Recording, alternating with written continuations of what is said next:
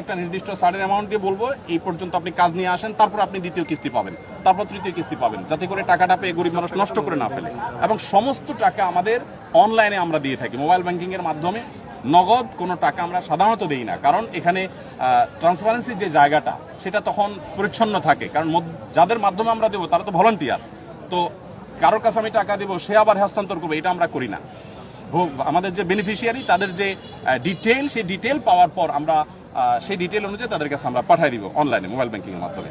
তাহলে কৃষি এবং ব্যবসায় 30 কোটি এবং গৃহ নির্মাণে 30 কোটি এবং শিক্ষায় 20 কোটি টাকা আমরা খরচ করার সিদ্ধান্ত নিয়েছি। কারণ আপনারা জানেন শিক্ষার খাতে আমাদের প্রচুর ক্ষতি হয়েছে, বিশেষ করে আমাদের যে সমস্ত শিশুরা, অনেকের আপনার বই পুস্তক নষ্ট হয়ে গেছে, পড়ালেখা পিছিয়ে গেছে, তাদেরকে আমরা স্বেচ্ছাসেবীদের মাধ্যমে কিভাবে পিছিয়ে পড়েছে তাদেরকে উদ্ধার করা, সেজন্য আমরা কাজ করব। আরেকটা জায়গা আমরা কাজ করব, সেটা হলো যে বন্যা যাতে প্রকোপ কমিয়ে